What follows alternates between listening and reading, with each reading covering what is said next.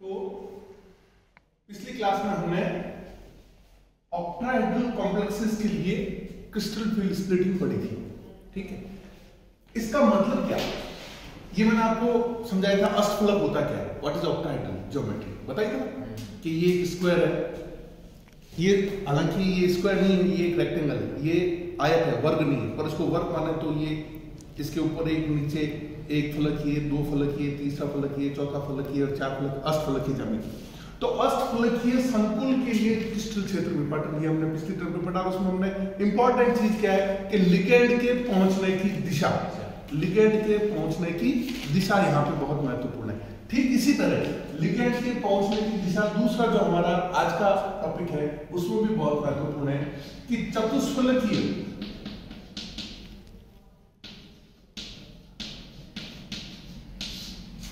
संकुल के लिए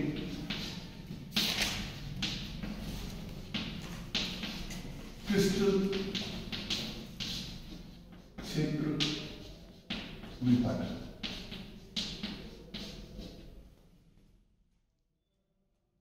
तो अगेन मेन इंपॉर्टेंट चीज क्या है, लिगेंड के पहुंचने की दिशा है ना, कॉम्प्लेक्स में किस तरफ है, कैसे है। तो एक अष्टफलकीय का जैसे हमने बताया था आपको कि अष्टफलक के अंदर ये आपके ये एक्स एक्सिस थी, ये वाई एक्सिस थी और ये आपके जेड एक्सिस थी।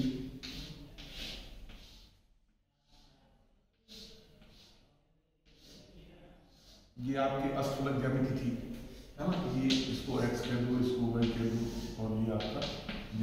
ये तो ठीक इसी प्रकार चतुष्फलकीय कैसे बनेगा, चतुष्फलकीय के लिए आपको एक क्यूब बनाना पड़ेगा, घन। चतुष्फलकीय ज्यामिति में कैसे लिगेंड पहुंचते हैं उसको समझने के लिए आपको क्या बनाना पड़ेगा, पहले एक घन बनाना पड़ेगा, और घन बनाना आपको आता ही होगा।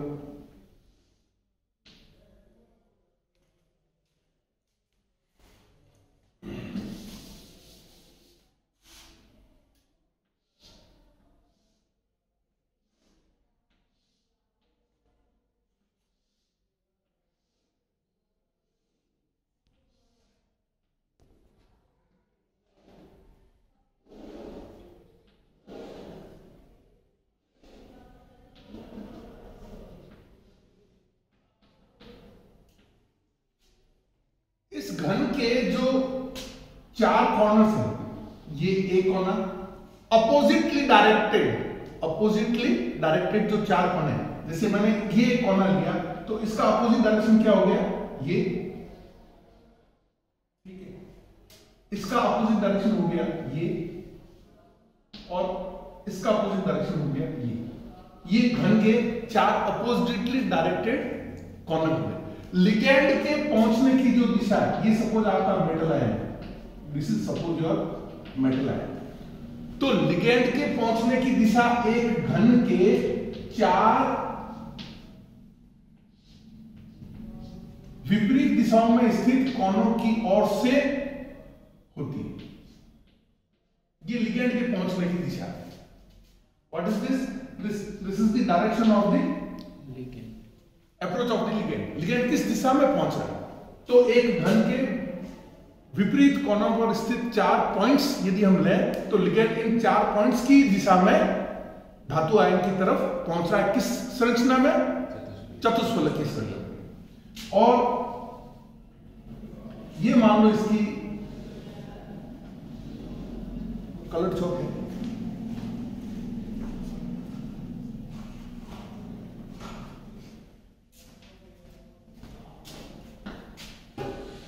ये मान लो इसकी हो गई y एक्सिस, ये सपोज हो गई आपकी इसकी x एक्सिस, और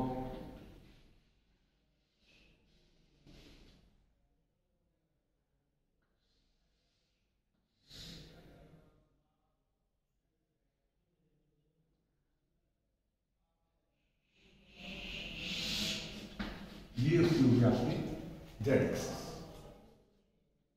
दिस इज z एक्सिस। ठीक है, अब हम डी कक्षकों की आकृति के बारे में यदि सोचें तो डी कक्षकों की आकृति, जैसा कि मैंने पिछली कक्षा में बताया कि दो तरह के डी कक्षक T2G और EG। ईजी में जो कक्षकों के लूप्स हैं वो कहां पाए जाते हैं? अक्षों पर। तो मैं ईजी की बात करूं पहले, तो ये मान लो ये हो गया आपके dx² y², ठीक है, और ये हो गया आपके dz², ठीक है। मैंने लाइटली बनाया क्योंकि मेरे को सभी तरह के कक्षक इसी में शो करने। तो आप बताओ मेरे को कि लिगेंड कोई भी लिगेंड इसकी दिशा में इन अक्षों पर पहुंच रहा है क्या? कोई भी लिगेंड जो dx² y² और dz² ऑर्बिटल है, इनकी सीध में है क्या? ये x एक्सिस है यहां पर, ठीक है, ये आपके y एक्सिस है। तो इसमें हम ये देखते हैं कि ये लिगेंड की पहुंचने की दिशा है और ये एक्सिस है। लूप कहां है? यहां पे। लिगेंड आ रहा है यहां पे, तो कहीं कोई सीध है क्या आपस में? अलाइनमेंट है क्या? नहीं है। इसका मतलब इंटरेक्शन पुअर है। इसका मतलब उनमें इंटरेक्शन, और इंटरेक्शन कौन सा होता है? रिपल्सन का, है ना। कक्षकों, धातु के डी कक्षकों और लिगेंड के बीच में जो प्रतिकर्षण है वो कम है। इसमें भी इलेक्ट्रॉन है, उसमें भी, लिगेंड में भी इलेक्ट्रॉन है, और इलेक्ट्रॉन इलेक्ट्रॉन के बीच में प्रतिकर्षण होगा। तो वो चूंकि कोई भी जो है वो उसकी सीध में नहीं, ये लिगेंड की पहुंचने की दिशा है। ये लिगेंड यहां पहुंचा, ये लिगेंड इधर पहुंचा, ये लिगेंड इधर। कोई भी एक्स वाई एक्सिस पे पहुंच रहा है क्या? नहीं पहुंच रहा ना। आप डायग्राम ध्यान से देखो और कल्पना करो कि ये आपका dx² y² ऑर्बिटल है ना। dx² - y² ऑर्बिटल में अक्ष कहां पाए जाते हैं? पालियों पर पाए जाते हैं, है ना। तो ये एक्स और लिगेंड की पहुंचने की दिशा है, तो है क्या? कहीं सीध आ रही है क्या? नहीं आ रही है। इसलिए इंटरेक्शन कमजोर होगा, पुअर होगा। अब हम दूसरे तरह का ऑर्बिटल लेते हैं जो कि जिनमें की अक्षों के बीच पाए जाते हैं। अक्षों के बीच में भी पाए जा रहे हैं, तो मान लो ये आपका हो गया डी,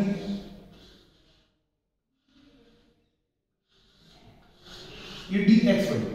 इसमें भी कोई इस अक्षों पर पहुंच रहा है क्या? अक्षों के बीच में भी कोई पहुंच रहा है क्या? अक्षों के एग्जैक्टली बीच में भी कोई नहीं पहुंच रहा।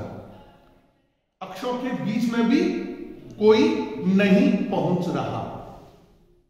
तो दोनों ही स्थितियां अष्टफलकीय स्थिति की तुलना में कमजोर है। कुल मिला के इंटरेक्शन लिगेंड और डी कक्षक के, धातु के डी कक्षकों के बीच कमजोर है। इंटरेक्शन जो है वो, और इंटरेक्शन कमजोर है तो इसका मतलब स्प्लिटिंग भी क्या होगी? उतनी तकड़ी नहीं होगी, उतनी स्ट्रांग नहीं होगी जैसा कि अष्टफलकीय में हुई थी। ये चीज समझ में आ जानी चाहिए।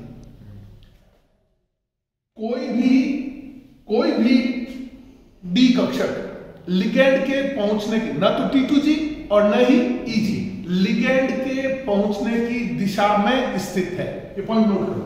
कोई भी कक्षक, कोई भी डी कक्षक, कोई भी से मतलब क्या? EG/T2G। कोई भी डी कक्षक लिगेंड के पहुंचने की दिशा में स्थित नहीं, स्थित नहीं है अथवा अभिविन्यासित नहीं है, है ना। अतः इसलिए लिगेंड और डी कक्षकों के बीच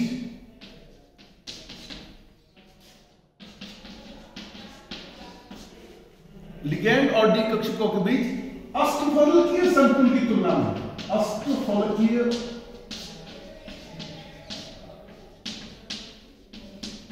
संकुल की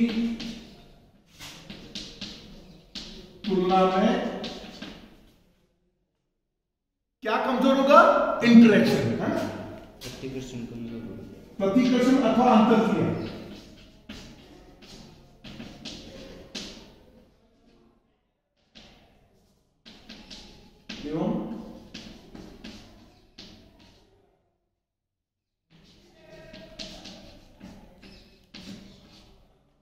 किया दुर्बल हो।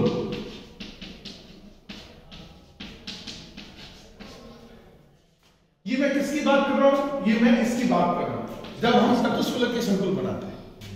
चतुष्फलकीय संकुलों के लिए चाहे तो आप बात सुनिए, यहां से कर सकते हैं। चतुष्फलकीय संकुल के लिए, चतुष्फलकीय संकुल के लिए कोई भी डी कक्षक लिगैंड के पहुंचने की दिशा में स्थित नहीं है। जैसा कि मैंने आपको चित्र बना के, डायग्राम बना के समझाया। चतुष्फलक में क्या होता है? एक क्यूब के अपोजिटली डायरेक्टेड चार कोनों की तरफ लिगैंड पहुंचते हैं। ठीक है, तो कोई भी डी कक्षक ईजी अथवा T2G किसकी सीध में नहीं है? लिगैंड के पहुंचने की दिशा में स्थित नहीं है, इसलिए इनके बीच में इंटरेक्शन कमजोर होगा, अतः अंतरक्रिया दुर्बल होगी और इसका परिणाम स्वरूप क्या होगा? परिणाम स्वरूप डी कक्षकों के बीच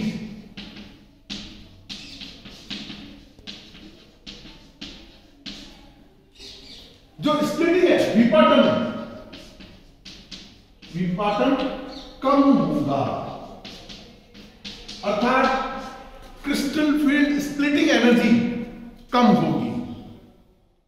ये अंतर भी है और एक्सप्लेनेशन भी है। किसमें अंतर है? चतुष्फलकीय और अष्टफलकीय में। और चतुष्फलकीय क्या? स्प्लिटिंग का एक्सप्लेनेशन भी है। चतुष्फलकीय टेट्राहेड्रल कॉम्प्लेक्स के अंदर स्प्लिटिंग कैसे होगी उसका एक्सप्लेनेशन भी है। ये चीज समझ में आ गई?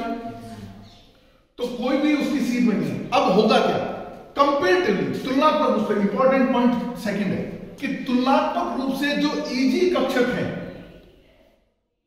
तुलनात्मक रूप से जो ईजी कक्षक है वो थोड़े बहुत उसकी सीध में, ईजी कक्षक किसमें पूर्ण रूप से सीध में तो थे, इसमें अष्टफलकीय में। यहां पर सॉरी T2G कक्षक जो है, T2G कक्षक कौन कौन से? DXY, DXZ और DYZ। ये कंपेरेटिवली थोड़े से लिगैंड के पहुंचने की दिशा में है, थोड़े से, पूर्ण रूप से उस दिशा में नहीं है। तो इनमें प्रतिकर्षण ज्यादा होगा किसकी तुलना में? इजी। आप देखो डायग्राम देखो, ये इजी कक्षक है, ये DX2Y2 ऑर्बिटल है ना। तो लिगैंड तो यहां पहुंच रहा है, लेकिन यदि कक्षक बीच में, तो तुलनात्मक रूप से जो है वो DXY कक्षकों के बीच में जो लूप है वो लिगैंड के पहुंचने की दिशा में दिखाई पड़ता है, थोड़ा सा, हल्का सा, है ना। तो तुलनात्मक रूप से जो प्रतिकर्षण है वो कहां ज्यादा होगा? T2G में प्रतिकर्षण ज्यादा होगा। समझ में आ गई बात, है ना। तो सेकंड पॉइंट क्या बोलता है? आप इसको बॉन्ड एंगल की फॉर्म में देखोगे ना, तो ये बॉन्ड एंगल जो है किस किस के बीच में? लिगैंड, मेटल और कक्षक के बीच में। तो लिगैंड, मेटल और लिगैंड मेटल के डी ऑर्बिटल के बीच में जो एंगल आएगा, लिगैंड, मेटल और कक्षक, इनके बीच में जो एंगल आएगा वो कम किसमें होगा? वो कम होगा DXY, DXZ और DYZ। इनमें जो बंद कोण है किस किस के बीच में? बंद कोण किस किस के बीच में? Ligand, metal and D orbital.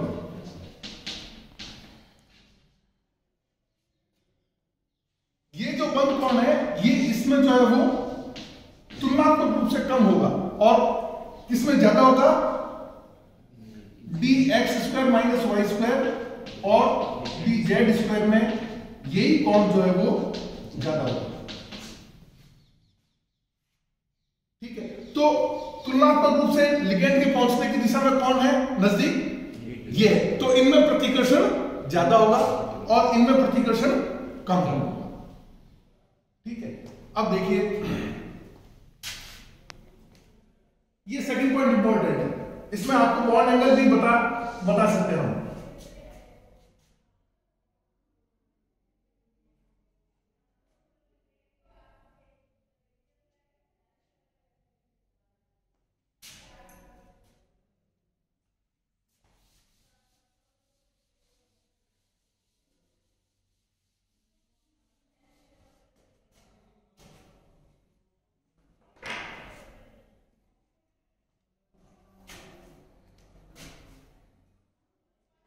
अब देखिए आपके 3 4 5 पी अक्षर, ये चतुष्क एनर्जी, ये चतुष्फलक के संपूर्ण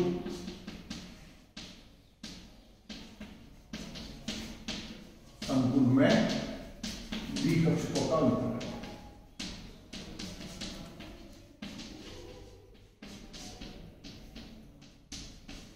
तो ये जो डी कक्षक है इस तरह से निपट हुए, और अब Eg की एनर्जी कम होगी। Eg की एनर्जी कम क्यों होगी?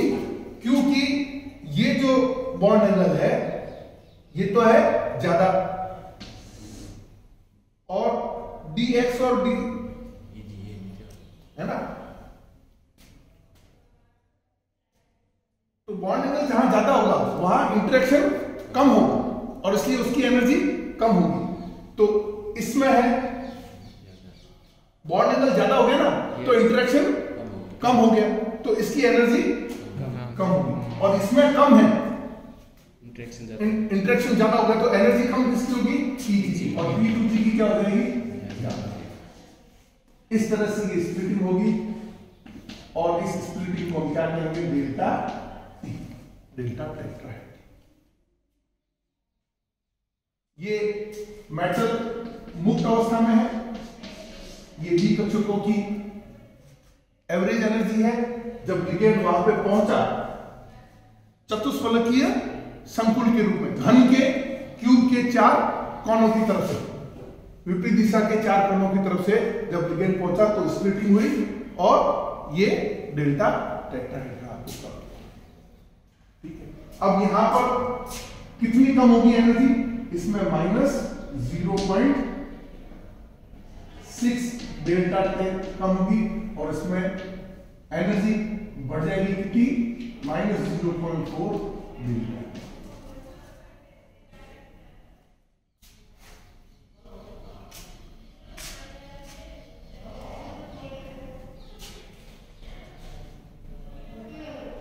ठीक है, अब एक बहुत महत्वपूर्ण सवाल उठता है। क्वेश्चन लिखो,